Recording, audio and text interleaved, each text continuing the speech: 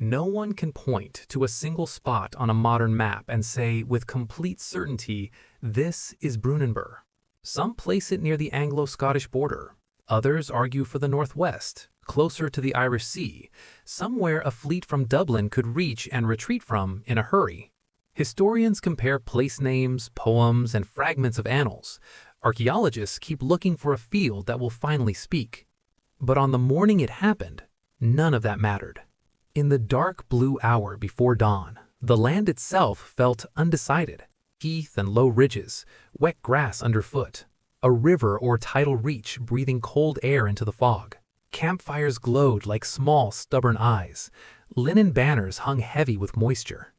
Men spoke in whispers because every sound seemed to travel too far. And at the edge of that mist stood Aethelstan. He didn't look like the kind of ruler later centuries would imagine. Not a towering figure out of legend. More compact, leaner, his strength carried in posture, in stillness, and the way he held himself when everyone else was waiting for the world to break open. His hand rested on the hilt of his sword, not as a threat, but as a reminder. Because the sword he carried was more than steel. In his mind, it was a promise that had been made before he was old enough to understand promises at all. He could still see it.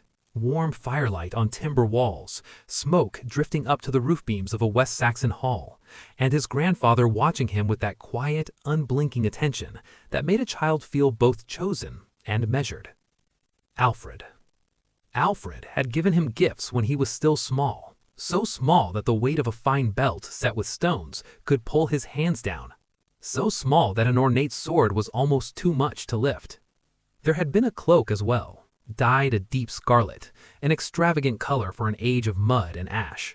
These weren't just presents, they were symbols, Alfred's way of speaking without speeches. But Alfred's greatest gift was not the sword or the cloak. It was the world Alfred built around the boy. A court where books mattered, where Latin prayers and Latin grammar were treated like tools of state, where learning was a second wall behind the first.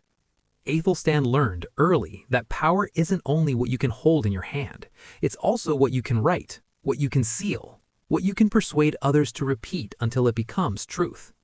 Now, decades later, with fog sliding across the ground like a living thing, he could feel those lessons pressing in on him from all sides. Because this dawn wasn't only about survival, it was about meaning. Aethelstan had inherited more than a throne. He had inherited an unfinished idea. An England that could be more than a cluster of rival realms. His father, Edward the Elder, had taken Alfred's defensive kingdom and turned it into a system. Fortified towns, controlled roads, careful administration. A network that could hold territory instead of merely winning it. Edward built structures. Alfred built memory. Aethelstan had to make both of them work at once. Behind him, priests murmured prayers in Latin. Their voices were low, steady, almost mechanical, like the turning of a lock. Candlelight trembled in the damp air. Somewhere in the ranks, a horse shifted its weight, tack creaking softly. And the men, the aldermen and war leaders who held regions together with their own loyalties, watched him with a question they wouldn't speak out loud. Are you truly the king of all this, or just a West Saxon ruler who has marched too far north? Aethelstan understood that question in a way few people ever would. He had taken Northumbria in 927, and with it he had done something no previous Anglo-Saxon ruler had fully achieved. He had drawn the whole of what we now call England under one crown. That fact was simple on paper, but in real life it was delicate. It depended on trust, fear, pride, and the willingness of powerful men to keep their promises when the wind changed. This morning, the wind was changing. Across the fog, somewhere beyond sight, stood a coalition built to break his new order. Scots under Constantine, warriors and leaders with ties to Dublin. Men who did not share one language, one faith, or one vision, but who shared one goal: to force Northumbria back into the old pattern, where the north belonged to the sea road and the south belonged to Wessex, and England was only a story people told themselves. Aethelstan didn't answer his own men with a speech. He answered with presence, a single nod, a quiet steadiness. He had learned, perhaps more than any other lesson, that sometimes leadership isn't what you say, it's what you refuse to let your body reveal. A raven flew low over the camp, its wings cutting through the mist.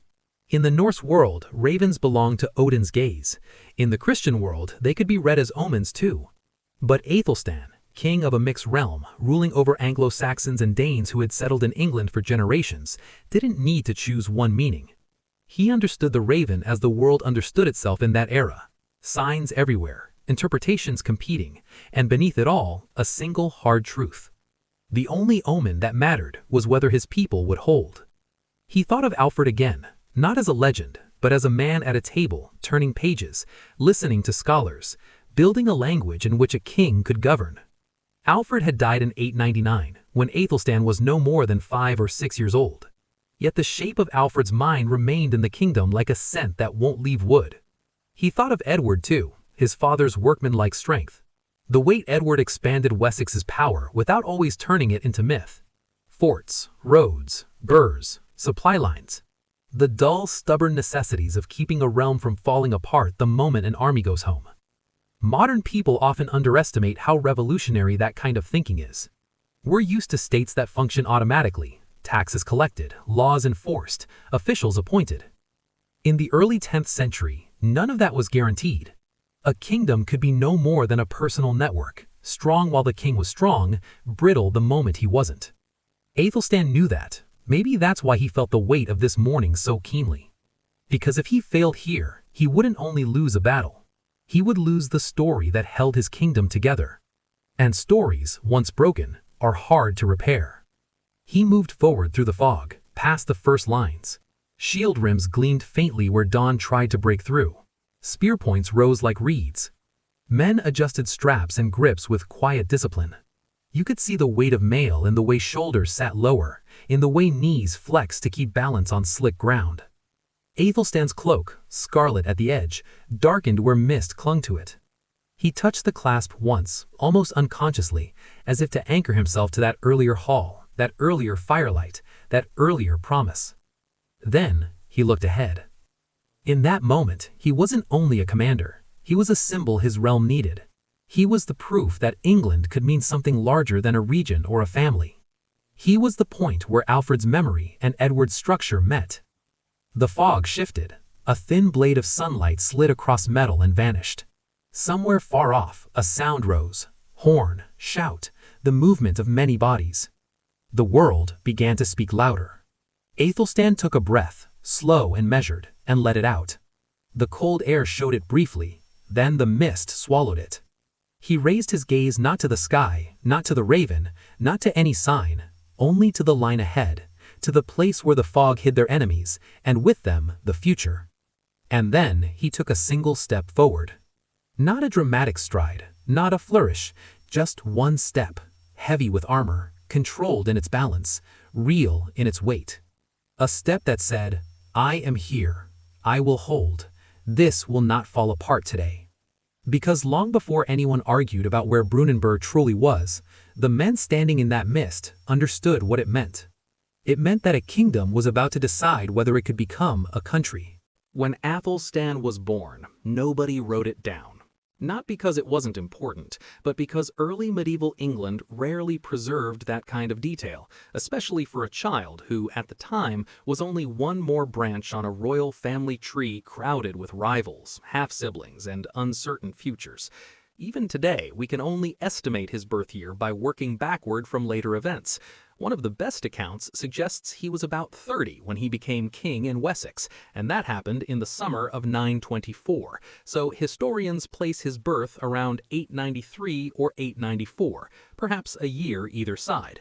His name already sounded like a statement. It came from old Germanic words, Aethel meaning noble, and Stan meaning stone. Noble stone, a name built to last. His father was Edward, later called Edward the Elder, son of Alfred of Wessex, the king we now remember as Alfred the Great. Alfred's reputation rests on more than victories. He was one of the first Anglo-Saxon rulers to respond to the northern raiders with something stronger than improvisation, a system. Fortified towns, disciplined mobilization, and a royal court that valued learning as much as loyalty. Alfred died in 899 when Athelstan was still a small child. From that point on, the kingdom belonged to Edward, and Athelstan's life would unfold under a father whose style was less legendary but often more relentlessly effective. Athelstan's mother is a mystery in the way medieval politics often are. Later sources name her as Ecgwin, but those sources appear centuries after Athelstan's birth, and nothing written before the Norman conquest, 1066, clearly confirms her identity.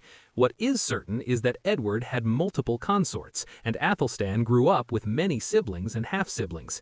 In a world where legitimacy could be argued as easily as it could be inherited, that mattered. It meant Athelstan's claim to rule would never be protected by birth alone. It would have to be proven, over and over, by performance. To understand the weight of that, you have to understand the island he was born into. Britain had been changing for 1,000 years before Athelstan took his first breath. In the Iron Age, it was a patchwork of Celtic tribes. Then Rome arrived, and for centuries much of the island was absorbed into an imperial order of roads, taxes, and stone cities. But Rome withdrew. In the year 410, the legions left Britain, not because the province stopped mattering, but because the empire itself was collapsing under pressure elsewhere. After Rome, the island didn't fall into silence, it fractured. Germanic groups, Angles and Saxons among them, moved in, settled, and over generations carved out their own kingdoms. By the 7th and 8th centuries, England's landscape was dominated by competing powers, Mercia in the middle, Northumbria in the north, and Wessex rising in the south. And then, the sea brought a new kind of threat. From the late 8th century onward, Scandinavian raiders began to appear along coasts and rivers. In England, they were often called Danes, though their origins and identities were more complex than a single label. At first, they came for raids, fast, brutal, profitable, but by the middle of the 9th century, many came to stay. They took territory, established kingdoms, and turned large stretches of northern and eastern England into a new political world, what later generations would call the Danelaw. Alfred is often remembered for one dramatic turning point, the Battle of Edington in 878.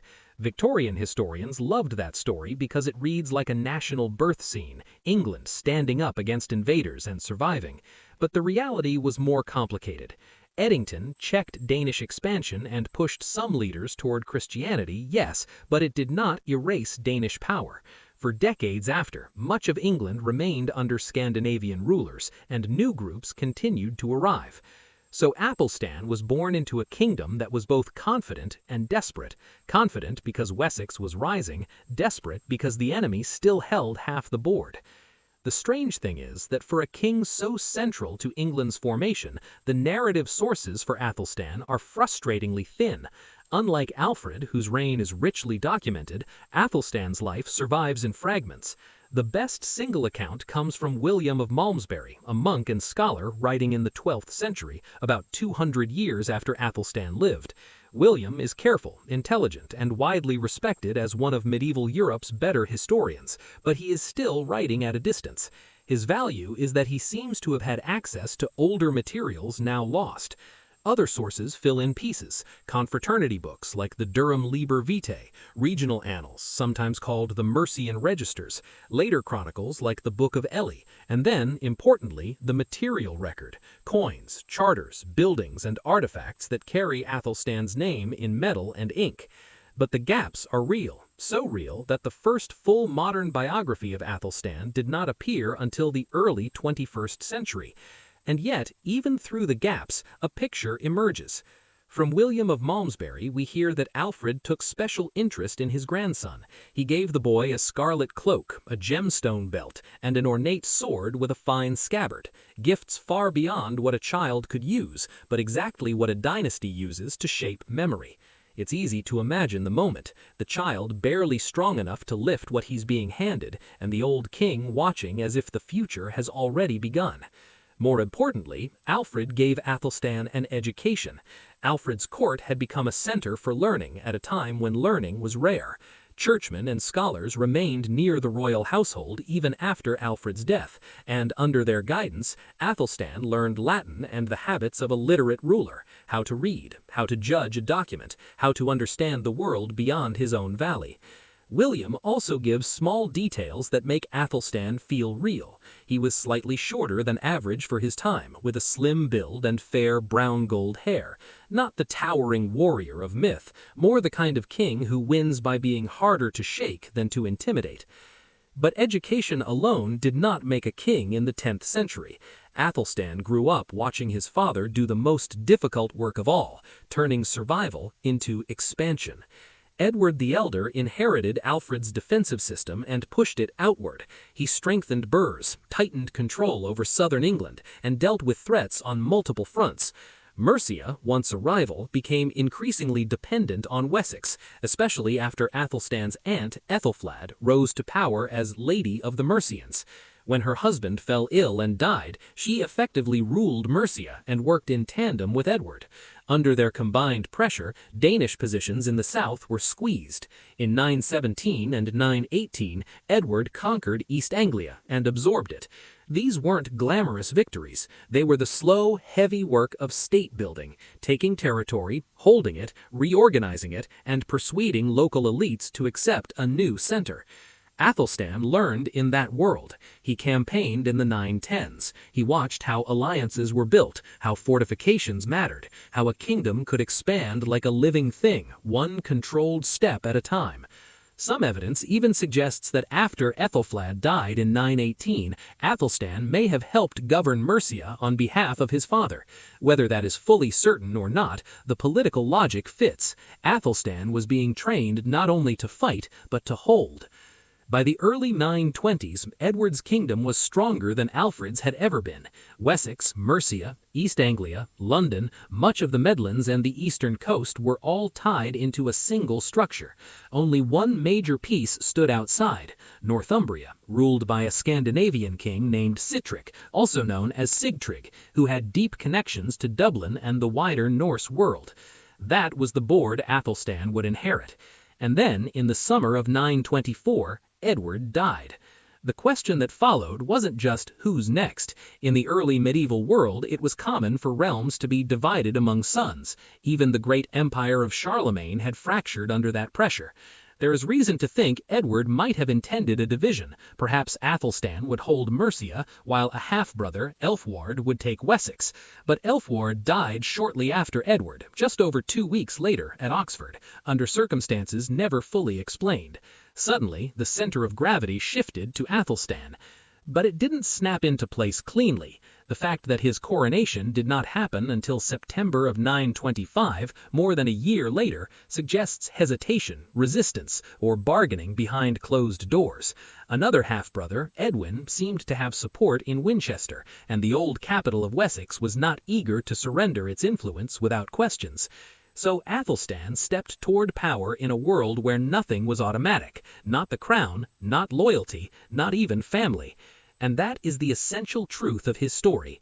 England was not a finished nation waiting for him to arrive. It was a fragile project, held together by walls, oaths, ink, coin, and fear of what would happen if it broke. Athelstan would soon try to close the last open door, Northumbria. But before he could... If Alfred was the fire of legend, Edward was the hand that laid stone after stone until the wall finally held. After Alfred's death, Wessex didn't collapse into memory, it hardened into method. Edward the Elder inherited a kingdom that had learned how to endure, but he refused to let endurance be the end of the story. Under him, Wessex began to behave like something larger than a region. It began to behave like a state. That didn't happen with one dramatic moment. It happened through structure, through fortified towns, through roads kept usable, through garrisons that stayed put after a campaign ended. Burhs weren't just defensive points, they were anchors. They held markets, courts, storehouses, and authority. They made it possible for a king to be felt in places he couldn't physically stand. Athelstan grew up watching this system spread, like a net thrown wider every year. In the background were constant pressures, Danish settlements in the east, Norse power in the north, fresh bands arriving along the southern coast, and the ever-present risk of internal fracture. Edward's answer was steady and relentless. One of his greatest advantages was partnership. His sister, Athelflaed, remembered as Lady of the Mercians, became a political force in her own right. When her husband, Athelred, grew ill and died, she stepped into leadership with a confidence that still feels striking. Mercia, once Wessex's rival, became Wessex's crucial ally and gradually its dependency. This matters for Athelstan because Mercia was not simply territory, it was a culture with its own pride, its own aristocracy, its own memory of being the center of England. To pull Mercia into a wider kingdom required more than conquest, it required careful handling of regional identity, something Athelstan would later become unusually good at. By the late 910s, Mercia was bound closely to Edward's power, and with Mercia stabilized, Edward pressed eastward. In the campaigns of 917 and 918, he took East Anglia and absorbed it into his dominions. That was not just a victory over local rulers, it was a step toward removing the idea that England was destined to remain divided into separate crowns. Athelstan wasn't watching from the sidelines, he was learning. In his 20s, he campaigned in these regions, gaining a reputation not just as a prince, but as someone who could actually lead men in the field and then keep order afterward. Some sources hint that after Athelflaed died in 918, Athelstan may have helped govern Mercia on behalf of his father. Whether we can prove every detail or not, the political shape makes sense. Athelstan was being positioned as the bridge between Wessex's royal center and Mercia's proud heartland. And if you want to understand why Athelstan eventually became the king who could unite England, Mercia is part of the answer. You don't learn to hold a mixed kingdom by ruling only your birthplace. You learn it by standing among people who do not automatically love you and persuading them, slowly, that you are useful to them. By the early 920s, the map looked very different from the one Alfred had inherited. The south was secure, London was under control, the Midlands were in the West Saxon orbit, East Anglia had been reclaimed and reorganized. The burghs stitched the realm together. In practical terms, Wessex and its partners were stronger than ever before. But one major piece still stood outside the system: Northumbria. Northumbria was not just another kingdom, it was a hinge between worlds. It looked south toward English Midlands and north toward Scotland. It looked west across the Irish Sea toward Dublin. It held York, a city that mattered not only for wealth and trade, but for status. Whoever held York could claim the north in a way that felt real. At the time, Northumbria was ruled by a Scandinavian king, Sitric, also known as Sigtryg, a figure with ties to Dublin and the Norse Gael networks of the Western Seas. He wasn't an isolated local ruler, he was connected, and those connections would become one of Athelstan's central problems. This was the political environment Athelstan was about to inherit. Then, in the summer of 924, Edward the Elder died. We don't know exactly how old he was because his birth year, like so many in this period, was never recorded, but what matters is what his death unleashed. In the early medieval world, it was common for realms to be divided among sons. That pattern had fractured empires as powerful as Charlemagne's, and it remained a live possibility in England too. There is reason to think Edward may have had a division in mind. Maybe Athelstan would rule Mercia, and another son, Athelwerd, would take Wessex. If that was the plan, history erased it quickly. Athelwerd died just over 2 weeks after Edward, at Oxford, under circumstances never fully explained. Suddenly, the throne was there, and Athelstan was the most plausible man to take it. But plausibility isn't the same as acceptance. The fact that Athelstan's coronation didn't happen immediately, only in September of 925, more than a year after Edward's death, tells you something important. There was resistance, or at least hesitation. In Winchester, the old heart of Wessex, another half-brother, Aedwin, seems to have had support. The politics of succession were not clean lines on parchment. They were relationships, rivalries, whisper networks, and the quiet calculation of powerful men asking themselves what kind of king would best protect their interests. Athelstan stood in the center of all that uncertainty. And here is where a modern lens helps. Early states are fragile because they rely on personal legitimacy more than on institutions. Today, a government survives changes in leadership because the system carries on. In the 10th century, the system still depended on the person at the top. If the wrong man took the throne, or if the right man couldn't be accepted, the whole structure could come apart. So Athelstan's first challenge was not in Northumbria, it was at home. He had to convince the West Saxon heartland that he was more than a Mercian-trained prince. He had to convince Mercia that he would not treat them like conquered territory. He had to convince the newer regions, East Anglia, the Midlands, that their place in the new order would be stable. And he had to do it while knowing that enemies beyond the borders were watching. Because Northumbria was still out there, and Sihtric still held York, and Dublin still had ships, and Scotland still watched the northern edge like a hawk.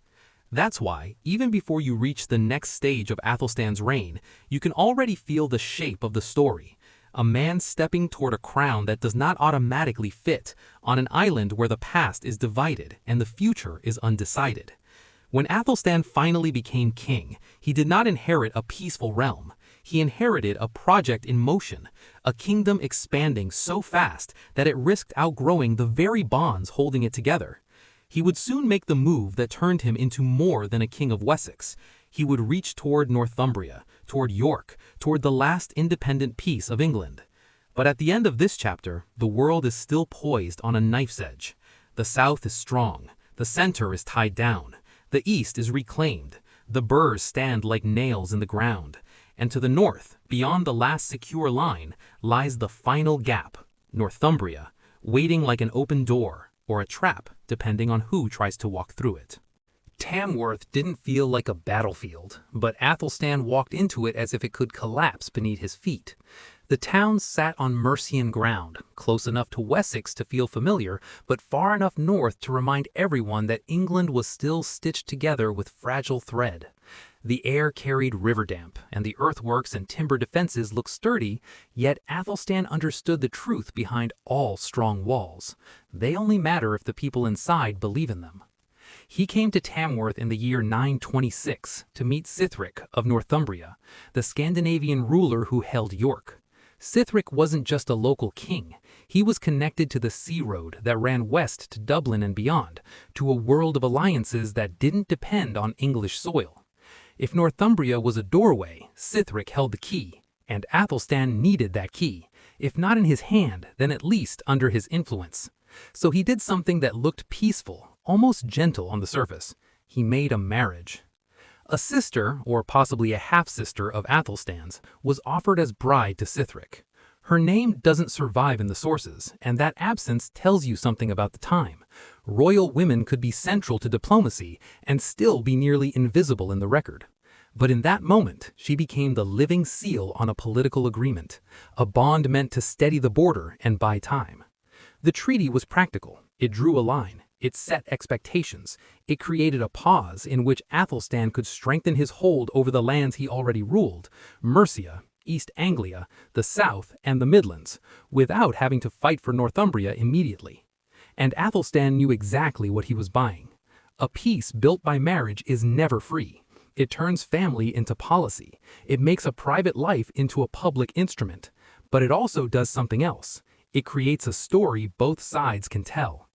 Athelstan could say, "We are connected. We have an agreement. Northumbria is not entirely outside my world." Sihtric could say, "I am not isolated. I have ties to the strongest king in the south." For a while, it worked. Then history did what it always does. It broke the terms without asking permission. Sihtric died in 927, and suddenly the Treaty of Tamworth became dangerous, not because it failed, but because it could be interpreted. Athelstan moved quickly, and he moved on two tracks at once. One was practical. He gathered men and marched. The other was political. He framed his actions as legitimate. We don't have the original treaty text. We can't read the exact language. But Athelstan acted as if the agreement carried an implied right, an opening for him to step into Northumbria after Sithric's death. Whether that clause was truly there, or whether it was Athelstan's interpretation, the effect was the same.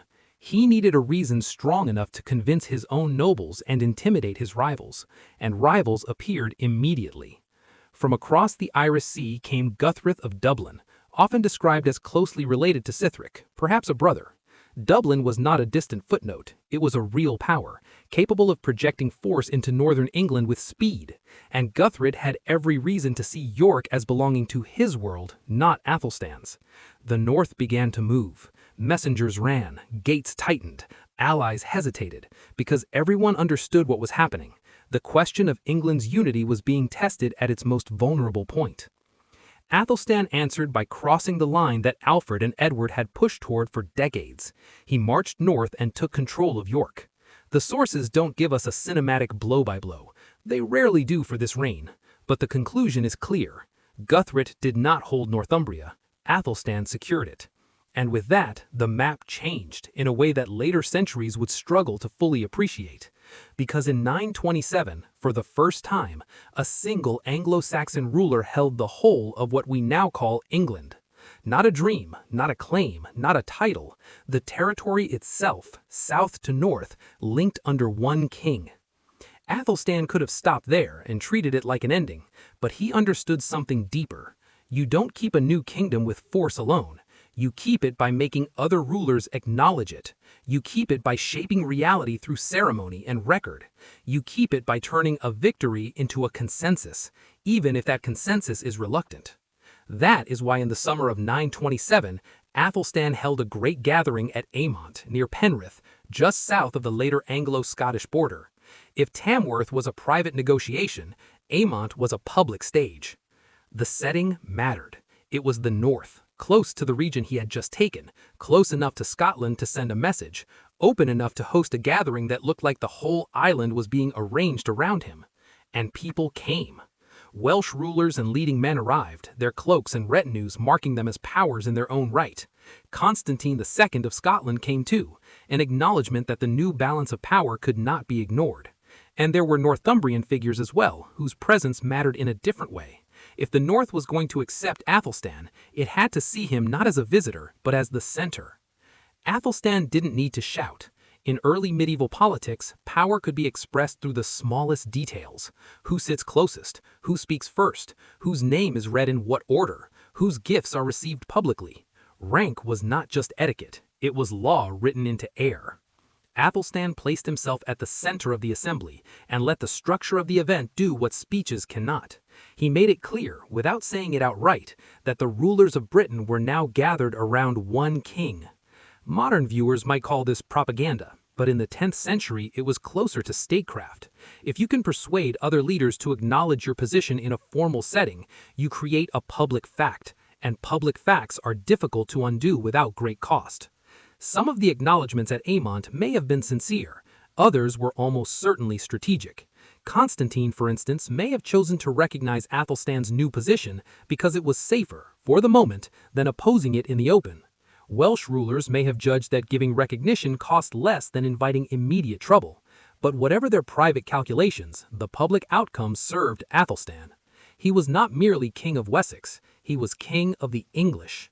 And in the language of charters, especially the boldest ones, he began to reach for even larger phrasing. Titles like Rex Anglorum, King of the English, carried a clarity that King of the Anglo-Saxons did not. They implied a people and a political unit that extended beyond regional identities. And on certain documents, the claim went further still, toward the idea of ruling all Britain. Even if that was more aspiration than reality, it mattered, because it announced a new kind of kingship, one that didn't accept the island as permanently divided. After the ceremony, as tents came down and rulers prepared to leave, the atmosphere shifted. Athelstan could feel it. Recognition achieved in a gathering is one thing. Loyalty maintained at a distance is another. He watched the Welsh delegations depart down river paths and ridgelines. He watched Constantine's men fade into the north. He watched the northern nobles return to their own halls. And he understood the risk. Once they were home, they would talk. They would reconsider. They would ask each other whether they had just helped build a king too strong to tolerate.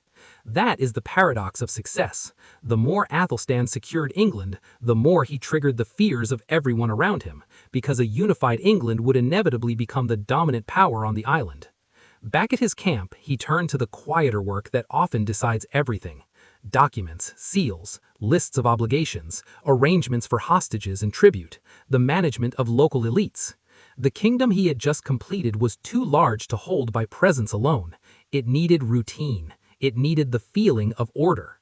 So while others might have celebrated, Athelstan did what he had been trained to do by Alfred and Edward. He treated victory as a foundation, not a finish. Tamworth had bought time. York had completed the map. Amont had begun the process of making others admit what the map now said. But Athelstan knew something that the ceremony could not erase. Across the sea, Dublin was still there. North of the border, Scotland was still watching. Along the western routes, old alliances could reform. And inside his own realm, there were still men who remembered that Wessex used to be enough, and who were uneasy about what Athelstan had become. England was now one kingdom, but it was a kingdom that had only just learned its own shape.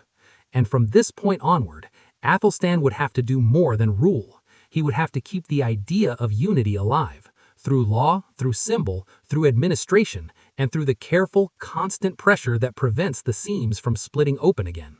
When Northumbria fell into Athelstan's hands, the map of England finally looked whole, but the borderlands still didn't feel settled. To the west, beyond the long earthwork of Offa's Dyke, Wales remained a separate world. Different rulers, different languages, different loyalties, and a landscape of hills and valleys that could hide resistance as easily as it could hide sheep. England's frontier with Wales wasn't a neat line, it was a living seam, constantly rubbed by raids, disputes, and local grudges. Athelstan understood that if he wanted a united kingdom to last, he couldn't ignore that seam. And so, in the same year he secured the north, he turned his gaze west. Hereford was the setting, an English town near the border, close enough to Wales to make its message clear. When Athelstan arrived, it wasn't as if a great battle had just ended. The scene was quieter than that. Cleared market space, a church standing as both sanctuary and symbol, and an arrangement of benches, banners, and attendants that made the meeting feel less like negotiation and more like judgment. The Welsh rulers came too, not as conquered men, but not as equals either. Their retinues carried their own identity in cloth patterns, clasps, and regional ornament, but their posture was careful. They were facing a king who now held all of England and had proven he could move armies across it. Athelstan didn't need to threaten openly. His strength was already in the room. What he wanted in Hereford was not the immediate annexation of Wales. He wanted something more useful, and in many ways more realistic for the 10th century. A framework of dependence, covenants, tribute, recognition. He pressed for an annual payment, cattle, goods, silver, whatever could be gathered and delivered as a visible acknowledgement that Welsh rulers were operating under an English overlord. It wasn't just about wealth. Tribute was a language. It was a way to say, year after year, that the political center lay east of the dike, not west of it. And then came the harder part, hostages. Not prisoners in chains, but young members of Welsh ruling families, sons, nephews, close kin, sent to Athelstan's court as guarantees. The arrangement was usually dressed in polite terms. The youth would be educated, raised among English nobles, shaped into refined men. And that might even have been true in practice for some. But everyone understood the real meaning. If a Welsh ruler broke the agreement, the consequences would not fall only on him, they would fall on his bloodline. This is the kind of detail that reminds us how early states worked. Athelstan's government could not monitor every valley in Wales with officials. It could not station a permanent army on every border ridge. But it could create leverage. It could make disobedience personally costly. From a modern perspective, it is uncomfortable. It turns children into political currency. Yet from Athelstan's perspective, it was a tool of stability, one of the few tools available to a king trying to hold a newly enlarged realm together. The Welsh rulers accepted, whether they did so because of direct pressure, fear of the alternatives, or the calculation that buying time was better than open defiance, the outcome was the same. Athelstan had reached beyond Wales and pulled it into his orbit. And that in turn strengthened his larger claim, his belief that he could exercise a kind of imperium, a superior authority over the whole island. It's at this point that Athelstan's reign begins to feel different from those before him, not just because he won territory, but because he thought carefully about how to make that territory manageable. He returned again and again to the language of administration. Athelstan expanded the use of councils, gatherings of nobles and churchmen where disputes could be heard, laws could be affirmed, and powerful men could be reminded that the king's presence mattered. Some later writers have called these councils a distant ancestor of Parliament. That may be pushing the idea too far, but it's clear that as England grew, Athelstan relied on councils as a way to keep the kingdom from splintering into regional politics. He also leaned heavily on charters, written grants and orders. The surviving record shows a striking number of them from his reign, and they often share stylistic features that suggest a group of skilled scribes working in a more consistent, almost professional way at Winchester. This is one reason historians talk about an embryonic chancery under Athelstan, a central writing office that made royal authority repeatable and recognizable. In a world where most people couldn't read, the paper still mattered, because the people who could read, clerics, officials, local elites, became the mouth that spoke the king's will. And then there were the coins. Coins were Athelstan's quiet masterpiece. A royal face struck into silver could travel farther than any messenger. It could pass through countless hands, from a merchant in London to a farmer at a market stall in a small burr, carrying a message even when nobody spoke it out loud. The imagery, the Latin titles, the implied authority, it all reinforced the sense that England had one center. In modern terms, you might call it branding. In medieval terms, it was sovereignty made physical. But none of this meant Athelstan was an all-powerful ruler. England was too big, and the royal government too limited for that kind of control. He still depended on the great regional nobles, the aldermen, men who ruled their areas in the king's name, who collected revenues, raised forces, and kept local peace. Some of them were almost kings within their own regions.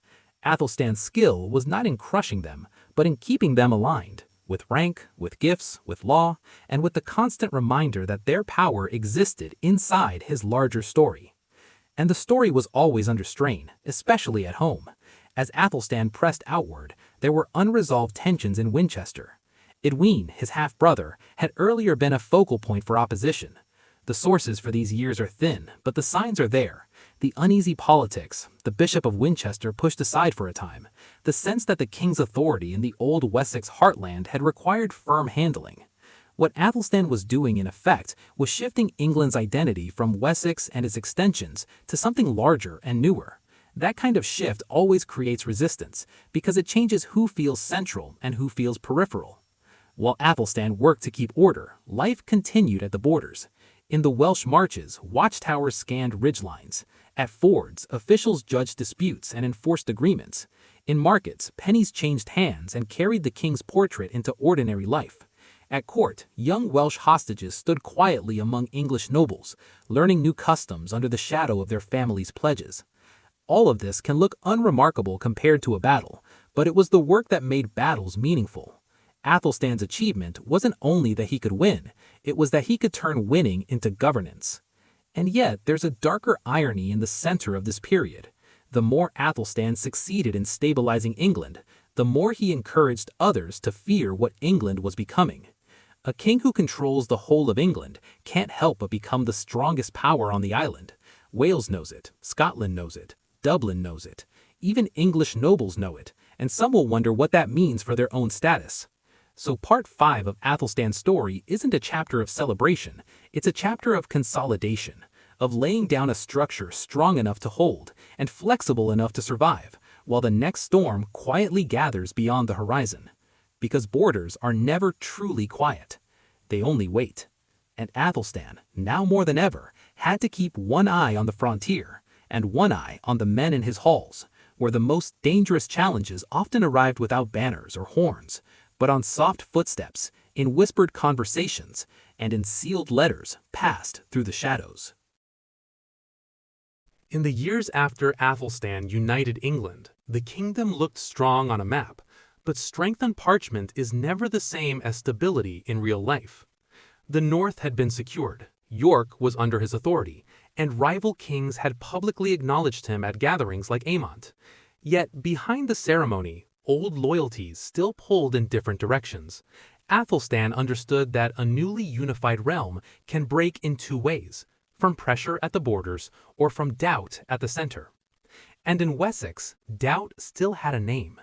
Edwin, Athelstan's half-brother, remained a shadow across the early part of the reign. The sources are thin, but the signs are there. Winchester, the old heart of West Saxon power, seems to have been a place where support for Edwin lingered. Even the Bishop of Winchester, one of the most influential churchmen in the region, appears to have been kept at a distance from Athelstan's inner circle for a time. That kind of exclusion usually isn't personal, it's political. It's what a ruler does when he suspects that a powerful institution is leaning the wrong way. From a modern point of view, this is the classic problem of state building. You can win territory and still lose legitimacy. You can hold York and still have trouble in your own capital. Athelstan's England was not yet a machine that ran on rules. It still ran on people, on alliances, reputations, and the quiet arithmetic of loyalty. Then, in the year 933, something happened that the chroniclers describe with frustrating vagueness. A Frankish source, writing from across the Channel, mentions a disturbance in England. It doesn't explain the details, it simply tells us what followed. Edwin left the country. Imagine that moment in Winchester, not with dramatic speeches, but with quiet urgency. A small group of supporters, a decision made behind doors, a horse saddled before dawn, a ship waiting at the coast. In a world where the king's authority depended on the perception of unity, a rival prince becoming a symbol for discontent was dangerous, even if he never raised a banner himself. Edwin's death is recorded soon afterward. Later traditions claim he was lost at sea, taken by a storm. That story has the clean shape of fate, the sea swallowing a threat. But historians today are cautious. A death at sea is convenient in more ways than one. It is easy to write, difficult to prove, almost impossible to investigate. So we are left with an uncomfortable uncertainty. Perhaps it really was a shipwreck. Perhaps it was something else, and the shipwreck story became the version that could be safely told. In a 10th century kingdom, removing a rival could be framed as protecting the realm. It is one of the darker patterns of early political consolidation. The state often demands that personal threats disappear. Whatever the truth, the effect was clear. The most obvious internal rival faded from the stage. But while the south was being quieted, the north was becoming louder. Once Athelstan had taken Northumbria, he had pushed his authority right up against the interests and pride of Scotland. Border politics began the moment York changed hands. Scotland did not see Athelstan's rise as a distant English matter. It saw it as a shift in the balance of the entire island. Athelstan had already gathered Constantine II of Scotland and Welsh rulers at Aymont in 927, and for a moment it looked like Britain's kings had accepted a new order. Yet acknowledgments made in a public assembly do not always survive the journey home. Pride returns, fear returns, and the calculations change. By the early 930s, Athelstan faced a hard choice. If he appeared weak in the north, the unity he had created could unravel. If he pressed too far, he risked creating a coalition against him. Either way, the northern frontier would not stay still. In 934, Athelstan chose to move first. He led a major expedition into Scotland. The sources suggest it was a combined operation, with a land force advancing north while a fleet moved along the coast. In modern terms, it was a coordinated demonstration of power designed to overwhelm an opponent's ability to respond in one place. In medieval terms, it was a message written across the landscape. England can reach you. England can endure the road. England can bring more than one arm to the table. The campaign went far enough to make an impression. It disrupted supplies and forced Scotland to rethink its position. It also reminded every lord in Northumbria that the king in the south was not a distant figure. He could arrive, he could remain, he could impose consequences.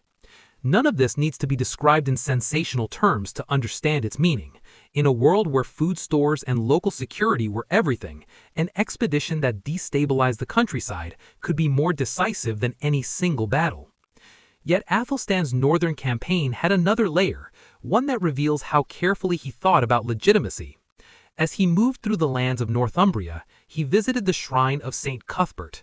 Cuthbert was not just a holy man of the past, he was the spiritual anchor of the north, a saint whose memory was woven into Northumbrian identity. By honoring Cuthbert, Athelstan was doing something more than being pious. He was speaking to the north in its own sacred language. This is the kind of political intelligence that modern audiences sometimes miss. A ruler does not hold a region only through garrisons and taxes. He holds it through symbols, through the sense that his authority fits the place. By associating himself with Cuthbert, Athelstan was effectively saying, "I do not merely occupy Northumbria, I belong to its story." In later retellings, that moment at the shrine almost invites myth. It is easy to imagine the king standing in candlelight, incense rising, feeling the weight of the North settle on his shoulders. Whether or not Athelstan experienced visions or dreams is something history cannot confirm, but what history can confirm is that he understood how belief shapes obedience. After the campaign, Athelstan turned south again. The expedition had achieved its immediate purpose. Scotland had been shaken, and the border had been clarified. But it had also produced the second outcome Athelstan feared. It pushed his enemies toward each other. Constantine of Scotland now had a stronger incentive to seek allies. Across the Irish Sea, the Irish Gael King of Dublin, Olaf Guthrum, had reasons of his own to resist Athelstan's control of Northumbria. Dublin's power depended on access to the western sea routes and influence over northern England. Athelstan's rule threatened to close that door. And there were other pieces on the board. Strathclyde, which lived in the space between England and Scotland, and Norse forces in the northern islands and coastal zones who watched the shifting balance with interest. Athelstan's expansion didn't create a single enemy, it created a shared problem for multiple powers. So, somewhere beyond the reach of English scribes and charters, a coalition began to form. From the modern perspective, this is almost predictable. When a state grows rapidly, it often triggers what we would now call balancing behavior. Smaller powers who may not love each other find common cause against the rising center. They don't have to agree about the future, they only have to agree about the danger of the present. Athelstan returned to England knowing the wave was building.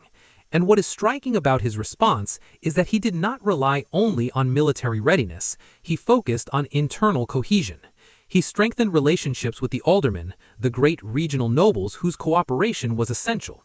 He kept the machinery of government turning so that the realm would not feel like a temporary coalition held together only by Athelstan's personality. In other words, he did what a modern state does in a moment of external threat. He tightened the internal framework. He reduced the number of loose threads enemies could pull. Because Athelstan understood something that still applies today. A war is not only won on the frontier, it is won in the stability of the home front, in the confidence of the elite, and in the willingness of ordinary people to accept that the center will hold. By the mid-930s, the stage was set. Scotland had been pressured and was looking for revenge or relief. Dublin had not abandoned its ambitions. Strathclyde and other powers had reasons to join, and Northumbria, always the hinge, was the place where these forces could meet England's new order. Athelstan's enemies were preparing to challenge his dominance in the north. Athelstan was preparing to defend not only a region, but an idea. The idea that England could be one kingdom, lasting longer than one man's reign. The storm that would test that idea had a name in the sources, and the mystery in the ground: Brunanburh. No one could yet know how history would remember it, but Athelstan could already feel what it would decide. Because when the coalition finally arrived, it would not be asking whether Athelstan deserved to rule, it would be asking whether England itself deserved to exist. By the year 937, the island had begun to move like a single living thing, each coast answering the other, each border feeling the pull of decisions made far away. Athelstan could sense it long before the enemy appeared in full. It was in the reports arriving at York, in the nervous tightening of watchposts along the coast, in the way merchants and fishermen started talking about unfamiliar sails, in the quiet shift among northern nobles who had sworn loyalty but still remembered that Northumbria had once faced outward to the Irish Sea, not south to Winchester.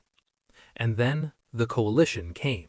From the west, ships gathered in the Irish Sea, Norse gale longships cutting across gray water under a low sky, their oars rising and falling in hard rhythm. Dublin was the engine of that fleet. Olaf Guthrum carried ambitions that were older than his own lifetime, ambitions tied to York, tied to the idea that Northumbria belonged to the sea road world as much as to England. From the north, Constantine II of Scotland added weight and legitimacy to the alliance. Scotland had watched Athelstan take Northumbria, watched him ride into Scottish territory in 934, and now saw the moment to push back. Strathclyde, too, likely leaned into the coalition, another power that lived in the unstable space between larger kingdoms and had no interest in letting England become unchallengeable. These were not natural friends.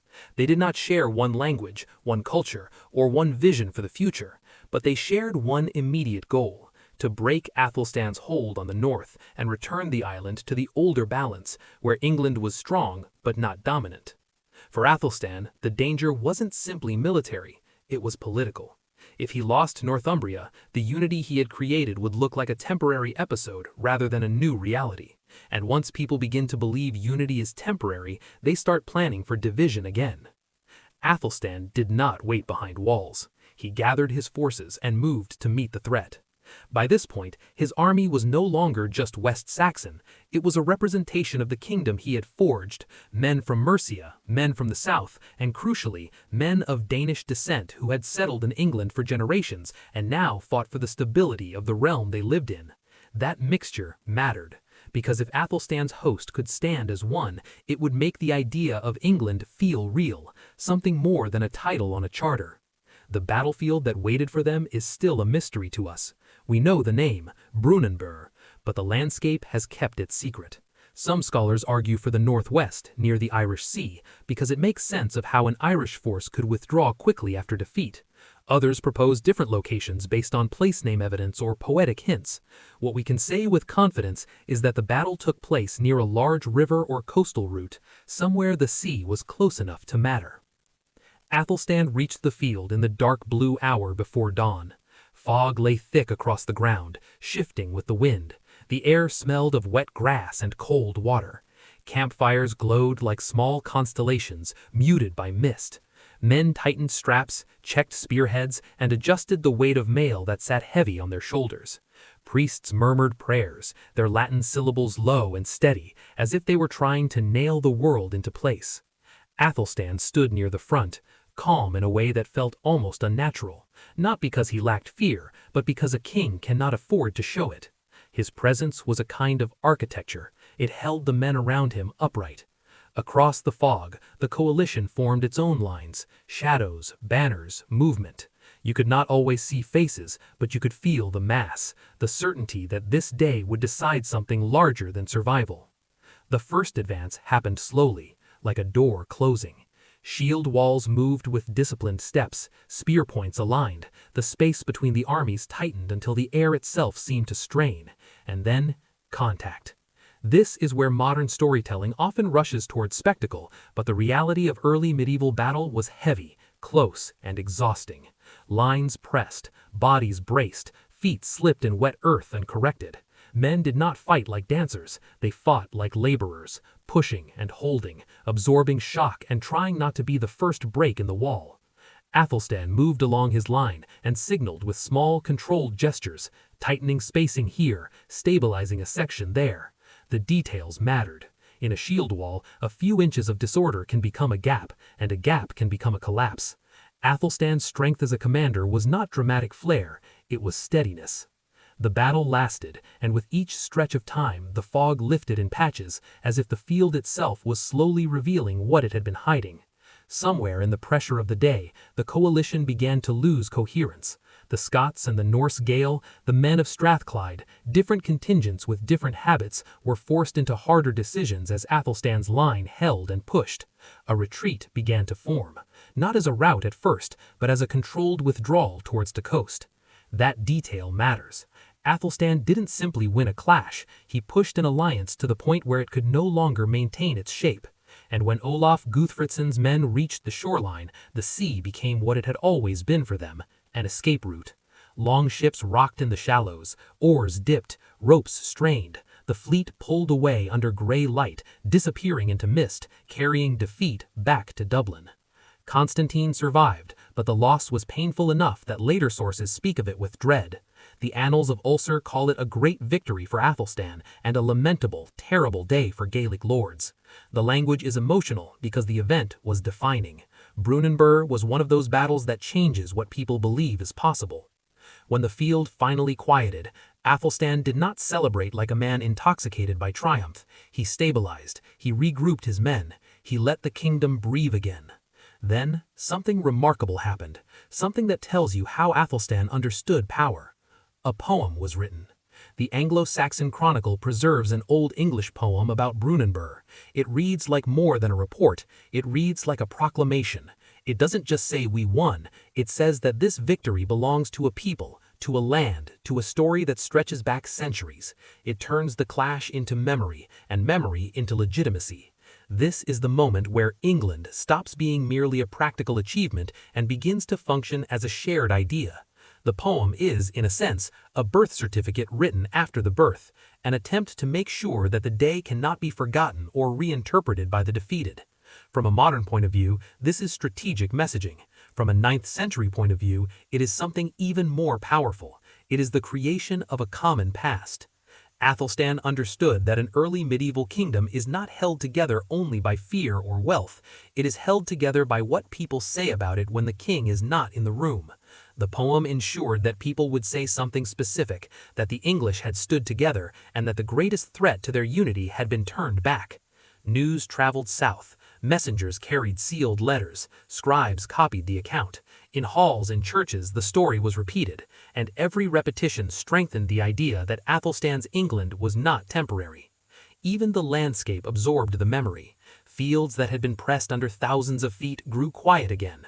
Mounds were raised. The living returned home with fewer companions than they had left with, and in the slow grief that followed, the kingdom absorbed the cost, and with it, the meaning.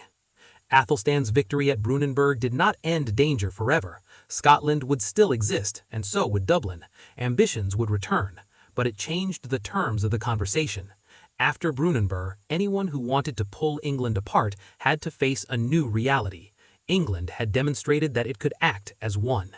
That is why, even though we still argue about where Brunanburh was, we do not argue about what it did. It was the day Athelstan defended not only Northumbria, but the idea of England itself. And in the aftermath, as he turned from the battlefield back towards law, charters, coinage, and the careful shaping of memory, he did so with the knowledge that he had bought something priceless: time. Time for a new kingdom to become routine, time for unity to feel normal, time for the idea of England to harden into something that would survive even when Athelstan himself was gone. After Brunanburh, Athelstan gained something that every early medieval king fought for, and almost none could hold for long: breathing space. Not perfect peace, not an end to threats, but a pause long enough to do the work that actually keeps a kingdom together when the banners come down and the soldiers go home. Because Athelstan understood a hard truth: a battle can save your realm for a season, only administration can save it for a generation. So, in the years after 937, the center of gravity shifted away from the battlefield and into Winchester, into rooms lit by candles and hearth fire, into long tables covered with parchment and wax, into crowded councils where the future of England depended less on swords than on agreements. You can picture Winchester at dawn: mist in the streets, smoke rising from chimneys, the outlines of the royal hall and church emerging as the light comes up. Courtiers crossing the yard with urgent steps, clerks and scribes carrying bundles of documents, messengers arriving and leaving through the gate, each one carrying instructions that could change how a shire lived. Inside, Athelstan's government begins to look more organized than anything that came before it. The Witan, the king's council, met with increasing frequency and at a scale that matched the size of Athelstan's realm. These gatherings weren't democratic in the modern sense. They were a way to keep the elite plugged into the king's authority. When a realm grows as fast as Athelstan's did, you have to keep powerful men feeling seen, heard, and included. Otherwise, they start imagining alternatives. So, the councils became a kind of political heartbeat. Eldermen, bishops, and senior officials gathering under banners and candle smoke, listening, arguing, swearing, and leaving with the sense that the realm had one center. But the most important thing Athelstan did in this period wasn't dramatic, it was repetitive. He wrote. Or rather, he made sure his government wrote in his name, again and again, until royal authority became something you could hold in your hands. Charters multiplied under Athelstan. They granted land, confirmed rights, settled disputes, and set expectations. And what's striking is how consistent many of these documents feel. Modern scholars can see patterns in style and language that suggest a stable group of scribes, people working according to recognizable habits, not improvising each time. This is why historians speak of an early chancery under Athelstan, not a modern bureaucracy, but something moving in that direction. In practical terms, it meant that the king's will could travel farther, and it could last longer. A charter could be carried to a distant monastery or local court and still speak with Athelstan's voice, even when Athelstan was hundreds of miles away. And that mattered because England was now too large for any king to rule by presence alone. Alongside charters, Athelstan used another tool with extraordinary instinct: coinage. Coins are easy to overlook because we treat money as ordinary, but in the 10th century, a coin was one of the only objects that regularly traveled through every layer of society. It moved from town to town, from market to market, from the hands of merchants to the hands of farmers, from a toll point at a bridge to a stall in a crowded street. It was a message that didn't need a messenger. Under Athelstan, coins carried the king's image and his titles. Even if most people couldn't read Latin, the presence of the royal portrait, the repeated patterns, the idea of one king stamped into silver, this helped train the population's imagination. It helped England feel like one realm, not a collection of regions temporarily forced together. In a modern sense, Athelstan was using what we would call mass communication. He was shaping identity through the most widespread medium available. Then there were the laws. Athelstan's reign produced legislation that addressed everything from theft to public order, from local responsibility to the management of disputes. Some of the most interesting regulations focused on border regions, especially along the Welsh marshes, where small conflicts could flare and spread. In that world, a border wasn't just a line, it was a zone of constant friction. If you wanted stability, you needed procedures, ways to resolve disputes without letting them explode into cycles of revenge. And the remarkable thing is how modern this instinct feels. Athelstan was not trying to eliminate conflict from human life. He was trying to contain it inside a system. He was trying to make order repeatable. But we have to be careful not to imagine him as an all-powerful lawgiver. England in the 930s was not a centralized state in the way later centuries would understand it. Royal government was still limited by distance, by the speed of travel, by the need to cooperate with local power. That is where the ealdormen come in. Athelstan depended on these great regional lords. They were the king's anchors in each region, men with influence, armed followings, local prestige, and deep networks of loyalty. Some of them were powerful enough to threaten the crown if they turned hostile. Athelstan's success depended on keeping them aligned, not just through fear, but through rank, reward, and inclusion in the royal project.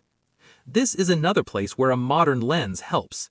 Athelstan's England was a coalition held together by institutions that were still emerging.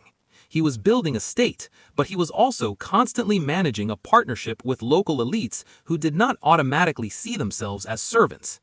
So you can imagine the daily rhythm of his rule: councils, charters, seals, messengers, coins leaving the mint, disputes brought before officials, local leaders kept close, and the king moving, sometimes literally, around his realm, so that his authority could be seen as well as written.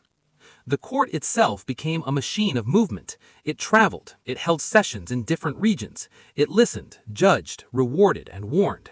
And every time it did, it reinforced the feeling that England had one center.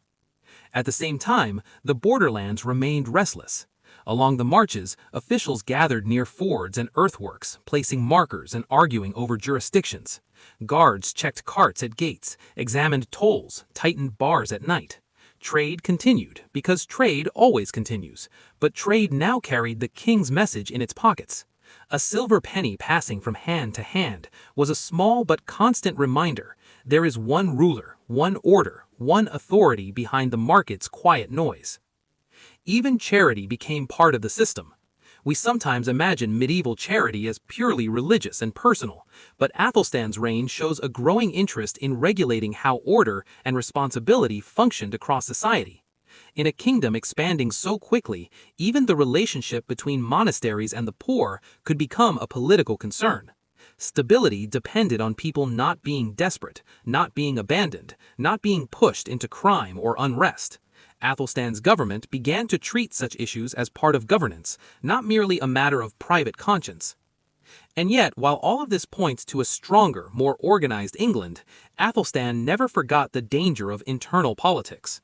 In Winchester, where old loyalties were deep, tension could still rise, rival factions could still form, influential churchmen could still carry their own ambitions. When a king centralizes power, he inevitably creates winners and losers, even if he doesn't intend to. So the calm of these years was not the calm of safety, it was the calm of a ruler actively holding the seams together. That's why the imagery of this period fits so well. Candlelight over charters, wax seals cooling under signet rings, the quiet clink of new pennies on a wooden tray, and messengers riding into mist. It's not as thrilling as a battle, but it is more decisive. Because in the end, Athelstan's greatest achievement was not simply uniting England by conquest, it was making unity feel normal, making it part of the routines of law, trade, religion, and local life. Brunanburh had bought him time. Part 8 is what he did with it.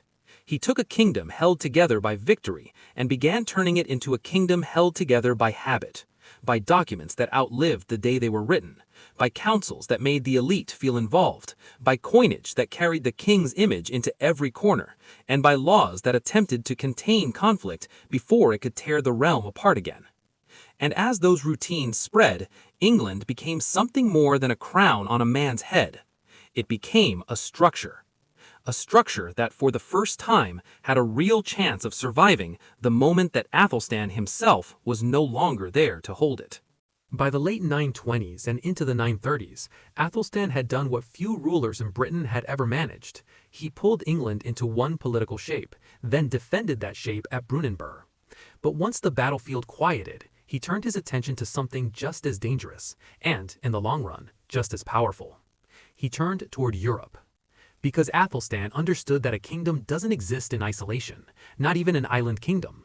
Influence could cross the channel faster than any army marching north. Marriage, exile, trade, relics, and letters sealed in wax could reshape politics just as surely as a fortified town or a shield wall. So while many kings of his world focused almost entirely on local rivals, Athelstan began playing a wider game. He set out to connect England's royal house to the great families of the continent. The moment often begins with a scene that feels almost cinematic in its simplicity. A foreign embassy walking into Winchester. Imagine the royal hall in winter, firelight on carved timber, smoke drifting upward, banners hanging still, and the hush that falls when strangers enter. Frankish envoys arrive with careful posture and sealed documents, bringing proposals not only of friendship, but of family. In the year 926, an embassy from Francia approached Athelstan with a marriage proposal. His half-sister Adhild would marry Hugh the Great, one of the most powerful men in West Francia. This wasn't a small match. Hugh wasn't a minor count looking for prestige. He was a kingmaker, a figure whose influence could decide the fate of the Frankish crown. For Athelstan, the offer was a sign that England was no longer being treated as a distant edge of the Christian world. It was being treated as a partner whose bloodline had value. And the negotiation didn't come with words alone. It came with gifts, especially relics. Relics mattered in a way that modern people sometimes struggle to grasp. They weren't just sacred objects, they were political capital. A relic could draw pilgrims, strengthen a monastery, impress bishops, and reinforce the idea that a king's rule carried divine favor. In a world where faith and legitimacy were braided together, relics were a kind of currency that didn't tarnish easily. Athelstan's interest in relics was already well known, so foreign envoys understood exactly what would catch his attention. When a marriage alliance arrived with sacred gifts, it wasn't just diplomacy. It was diplomacy speaking in Athelstan's preferred language. Adhild's marriage to Hugh the Great tied England into the most turbulent and ambitious politics of West Francia. It also set a pattern. Athelstan would use his sisters and half-sisters as bridges between England and the continent, binding his dynasty into a web of alliances that stretched farther than any English king before him. A few years later, he did it again, this time with even greater reach. Around 930, another of Athelstan's half-sisters, Aegith, also known as Edith, was married to Otto, a rising ruler in eastern Francia who would later become Otto the Great. This was not merely a fashionable match. It linked England to the political heart of the emerging German kingdom, the power that would eventually dominate Central Europe. In practical terms, it meant Athelstan was building friendships that could outlast any single treaty. Treaties can break. Family ties create long memories, sometimes warm, sometimes bitter, but rarely indifferent. And here is what makes Athelstan so unusual. All of this marriage diplomacy happened around him, but not through him. Athelstan himself did not marry. There is no solid evidence that he pursued a serious marriage negotiation for his own hand. He seems to have been intentionally unmarried, and most historians believe this was connected to his piety, perhaps a deliberate choice of celibacy, or at least a life without the entanglements of a royal marriage. From a modern perspective, you might see the strategic logic as well. Marriage would have tied him to one powerful faction inside or outside England. It could have strengthened one group of nobles and alarmed others. It could have complicated succession, and Athelstan had already seen how deadly succession politics could become. Instead, he kept the center of the web in his own hands. He used his extended family to reach outward without binding himself personally to a single alliance. But the most dramatic continental story at Athelstan's court wasn't a wedding, it was a refuge. In the early 920s, Athelstan's half-sister, Eadgyth, who had married Charles the Simple, king of West Francia, returned to England with her young son, Louis. The situation in Francia had turned dangerous. Charles had been removed from power, and rival factions battled for the throne. Eadgyth crossed the sea not only to save herself and her child, but to seek support for her husband's cause, and then, after Charles's death, for her son's claim. Athelstan took them in. Picture the court in Winchester as a place where languages overlap.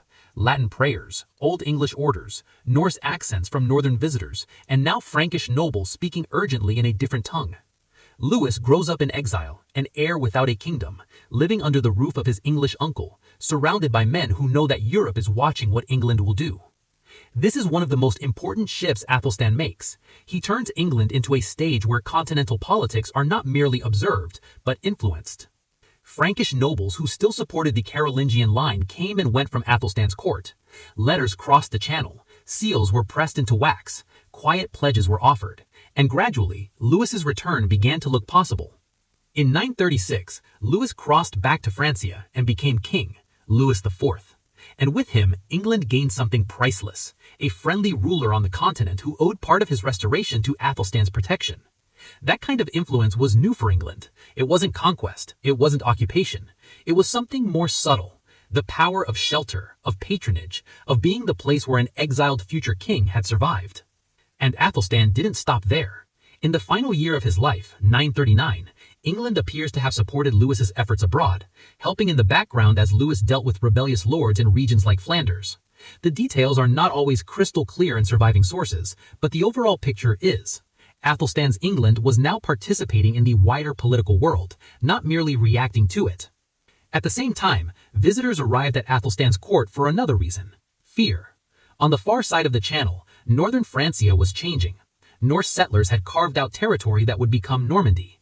Some Frankish lords found themselves displaced, pushed aside, or forced into new arrangements.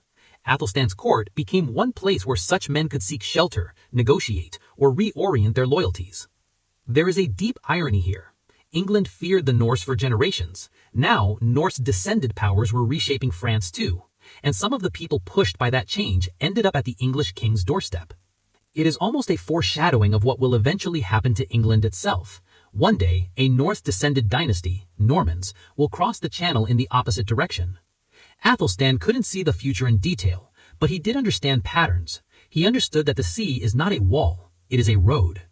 And while all of this diplomacy unfolded, marriages, exile, gifts, letters, Athelstan's court remained grounded in the things that had made him strong at home: documents, seals, and careful governance. Foreign letters were copied and archived, gifts were recorded, agreements were formalized. In the mind of the king, alliances were not only felt, they were documented. They were made repeatable and defensible through written record. That is what makes Athelstan feel surprisingly modern. He understood that power is not only about winning, it is about maintaining networks of loyalty at home and networks of recognition abroad. By the end of the 930s, England was no longer just a kingdom that had survived the Viking Age. It was a kingdom that had begun to matter to Europe. Not because it was the richest land or the largest army, but because Athelstan made it useful. He made it connected. He made it a place where continental kings could be made or unmade, where an exile could be protected, where a marriage could change the balance, where a relic could strengthen a bond. And as the candles burned low in Winchester and sealed letters stacked up beside coins and charters, one thing became clear. Athelstan had turned England outward. He had made the island part of a larger conversation, and he had done it in the most enduring way possible for his age, not by conquering Europe, but by binding England into Europe's bloodstream, one alliance at a time. After Brunanburh, Athelstan could have lived on victory alone. Many kings would have. A decisive battle creates a story that people repeat for years, sometimes generations. It makes the ruler feel larger than life. It tempts him to believe that momentum will carry him without effort. But Athelstan was not built that way. He was the grandson of Alfred, who believed that learning could be a defense as strong as any fortress. He was the son of Edward, who proved that systems, towns, roads, administration could win wars by making a kingdom harder to break. And Athelstan himself had learned through hard experience that unity is not something you achieve once. Unity is something you keep day after day with constant attention. So in the quieter years after 937, his reign took on a different shape. It became less about marching columns and more about the steady work of culture, faith, and words. Athelstan's court at Winchester began to feel like something rare for the early 10th century, a place where the power of the crown was reinforced by the power of the page. If you could step into the royal complex on a winter night, you might smell hearth smoke in the corridors and see candlelight moving across timber walls. You might hear the low scratch of quills in a nearby room, the murmured Latin of prayers, and the soft, careful handling of parchment, because parchment was expensive and a book was a treasure. Athelstan gathered books, he commissioned copies, he received manuscripts as gifts, and he gave them away, especially to monasteries and churches that mattered. To modern ears, that can sound like simple piety or personal interest, but in Athelstan's world, books were not merely private possessions, they were instruments of influence. A king who supported monasteries supported the one network that reached across his realm with remarkable consistency: the church. Monasteries copied documents, they taught writing, they preserved charters, they remembered benefactors in prayer. In practical terms, they were the closest thing early medieval England had to a national infrastructure of communication. So when Athelstan invested in books, he wasn't only collecting, he was strengthening the machinery of memory. And it wasn't only English monks who filled his court. His household became increasingly cosmopolitan.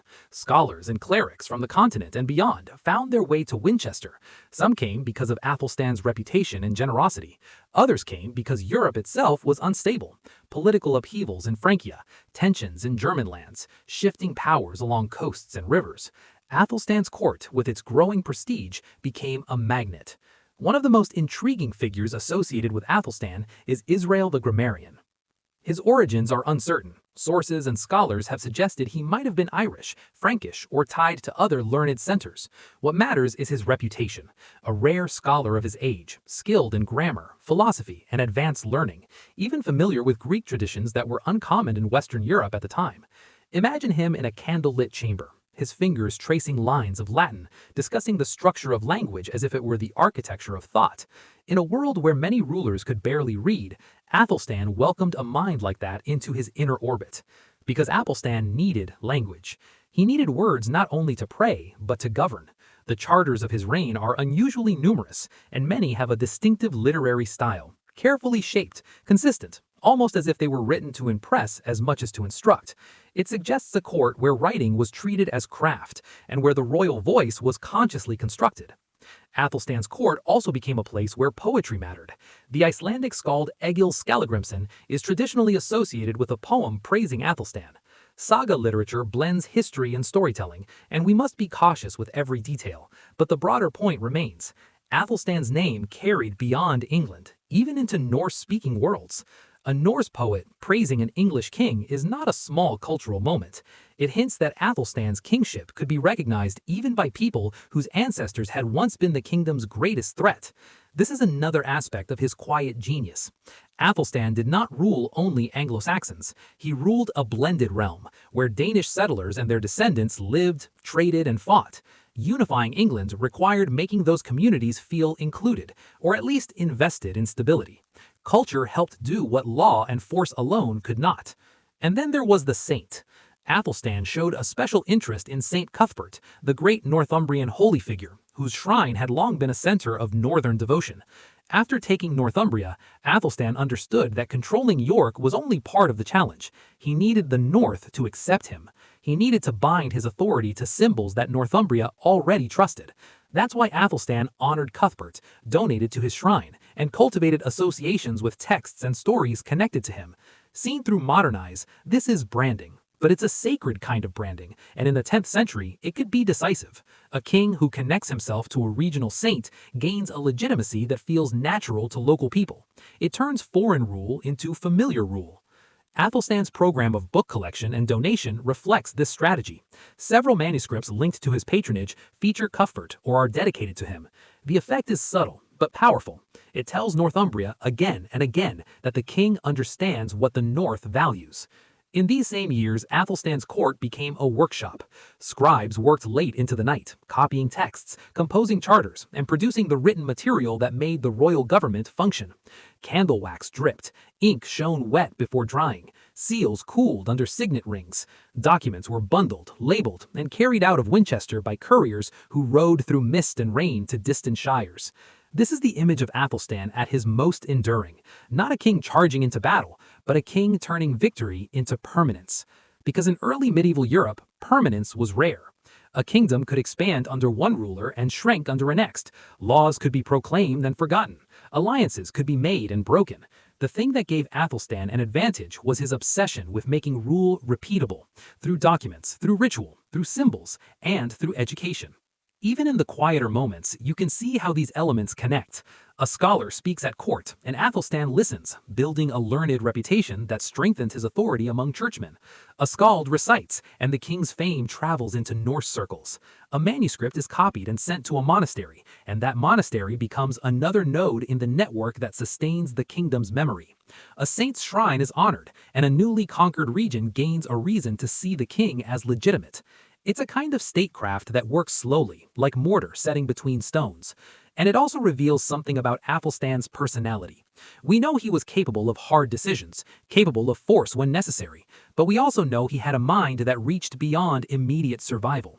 He saw value in knowledge. He saw value in symbols. He saw a value in being a king who could rule with pen as well as with a sword.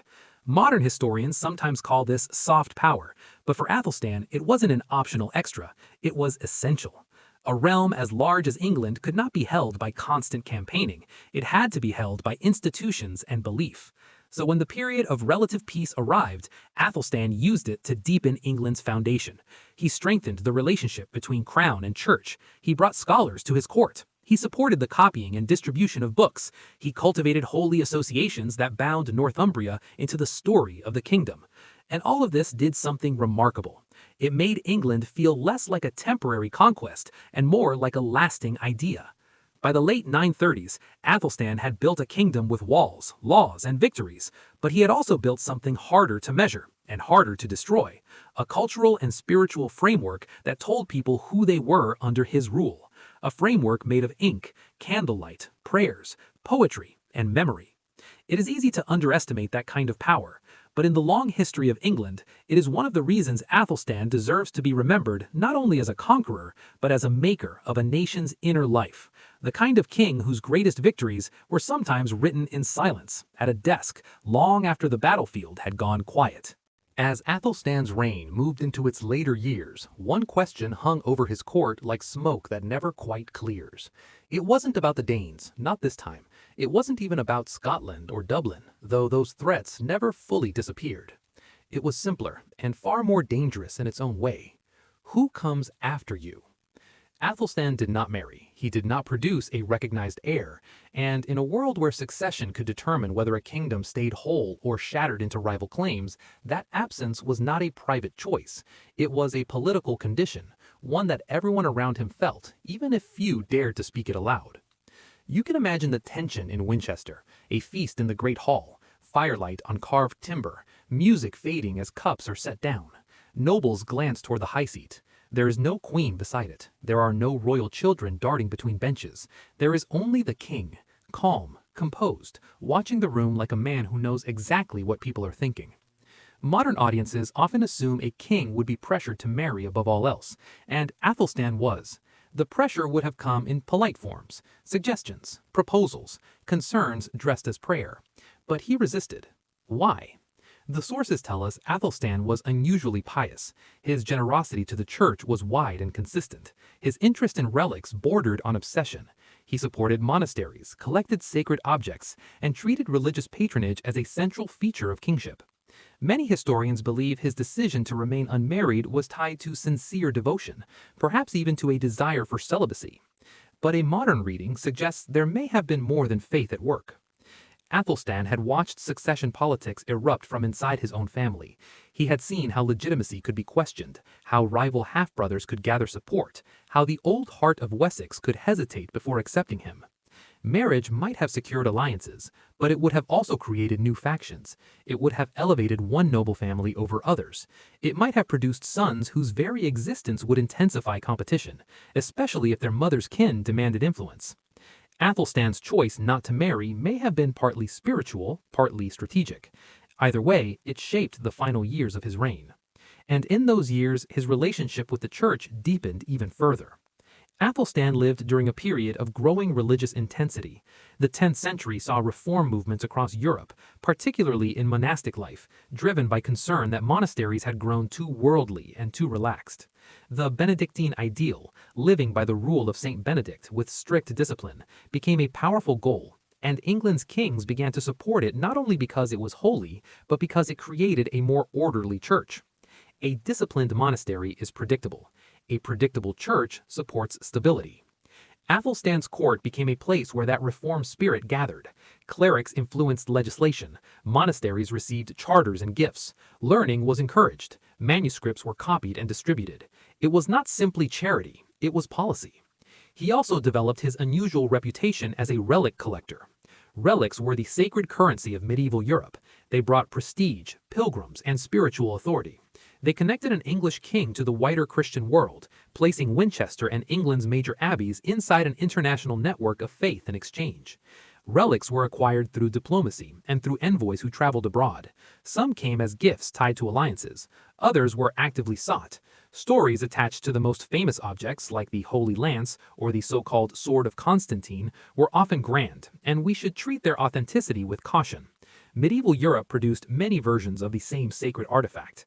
But what matters is not whether every relic was genuine by modern standards. What matters is that people believed, and belief had consequences. A relic placed in a monastery could turn that monastery into a destination. It could attract visitors. It could strengthen the king's holy image. It could make his rule feel supported by heaven. In a kingdom still new and still vulnerable, that kind of legitimacy mattered. Athelstan's closeness to the church also fed into his personal image. He appeared not only as a warrior king who had defended England at Brunanburh, but as a ruler who treated the spiritual well-being of the realm as a royal responsibility. He regulated, he organized, he supported reform, he gave generously. And the more he did these things, the more the question of succession sharpened. Because a king who builds a great structure without an obvious heir leaves everyone wondering whether the structure will hold after his hands are gone. Athelstan had no shortage of relatives. Edward the Elder had many children through different relations. That meant there were plenty of potential claimants: brothers, half-brothers, nephews. Each one represented not just a man, but a network of supporters who might try to turn a succession into a contest. Athelstan did not want that. So gradually, a solution emerged. His half-brother Edmund, born around 920, young but growing into adulthood, began to look like the most practical heir. Edmund was old enough to rule soon. He was close enough in blood to be accepted, and perhaps most importantly, he could be supported without tearing the realm into competing camps. You can imagine Athelstan studying this quietly, the way he studied maps and charters, not as a sentimental family matter, but as a problem of stability. In the later years of his reign, Athelstan's court seems to have shifted toward preparing Edmund, even if the sources don't always spell out the process in clear detail. Edmund appears in political life. He is visible. He is present. Athelstan's relationship with Edmund in this sense is one of the most important things Athelstan did for England's future, because the kingdom he built could only survive if the transition of power did not invite immediate collapse. This is one of the paradoxes of Athelstan's life. He did not produce children of his own, and yet he devoted himself to building a kingdom that would outlive him. In a way, England became his child, the enduring thing he shaped with law, coin, diplomacy, and force. He also understood that even the strongest ruler cannot guarantee what happens after his death. He had seen how quickly Northumbria shifted hands in the past. He knew how the Norse world around Dublin watched for weakness. He knew how Scotland would respond the moment the center looked uncertain. That is why his later years feel both calm and tense at the same time. Calm because he had time to support monasteries, collect books, strengthen reform, and cultivate holy prestige. Tense because beneath all of that, the kingdom's future depended on a smooth handover that no early medieval ruler could truly control. So Athelstan worked the only way he knew how. He built habits, he reinforced institutions, he tied obligations to documents, he strengthened the church network that carried his authority into every shire. He made the machinery of government sturdy enough that it might keep turning even when the king's voice went silent. And then, in the private spaces, he likely did what any ruler who understands fragility must do. He planned the succession carefully, without announcing it too loudly. Because in this world, too much openness about the future could become a weapon in the present. In the end, part 11 of Athelstan's story is not about a great battle or a bold conquest. It's about the quieter struggle every successful ruler eventually faces. How to ensure that what you build doesn't collapse the moment you leave it behind. It is the chapter where Athelstan's faith and politics merge into a single question. Not how do I win, but how do I make it last? Athelstan died in the autumn of 939. He was in Gloucester, in the western heart of his realm, when the end came. There is no reliable hint of conspiracy in the sources, no clear sign of an ambush, no dramatic final betrayal. He was in his mid-40s, not old by modern standards, but old enough in the 10th century for illness to turn quickly and decisively. Sometimes history doesn't need a villain. Sometimes it only needs a human body, finally refusing to carry the weight of a crown. Imagine Gloucester under a low gray sky, wet streets, the smell of rain on timber, and a cold wind that makes every candle flame feel fragile. Inside a chamber lit by fire and smoke, Athelstan sits or lies quietly, surrounded by clergy and trusted attendants. There are no grand speeches recorded. There is only the slow, inevitable shift from authority to absence. And then the bells begin. Word spreads through the town and outward along the roads, through messengers who ride in controlled urgency, through whispered announcements in hallways, through faces turning serious in the royal household. A king is gone. The shape of the realm will now depend on how quickly the next king can stand. The care taken after Athelstan's death reflects the kind of ruler he had been. His body was prepared with respect, wrapped, carried, watched over by prayer. Clergy and attendants moved with ritual precision, not because ritual was decorative, but because ritual was a form of stability. In a fragile political world, ceremony could hold people still long enough to prevent panic and opportunism. Then came the journey. Athelstan was not buried at Winchester. That was the tradition for kings of Wessex, where generations of rulers rested in the old capital. But Athelstan chose a different resting place, Malmesbury Abbey. This decision matters more than it might seem. Winchester was the heart of Wessex. Athelstan had become something larger than a West Saxon king. He had united England, defended it, and presented himself as ruler of the English in a way earlier kings had only approached. By choosing Malmesbury, he stepped away from the old burial pattern of Wessex and toward a wider identity, one that matched the kingdom he created. The funeral procession moved through wet autumn roads. Mud clung to boots. Cloaks darkened with drizzle.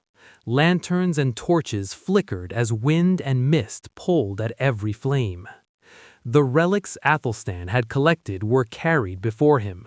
Sacred objects lifted in steady hands, swaying slightly with the rhythm of walking bodies.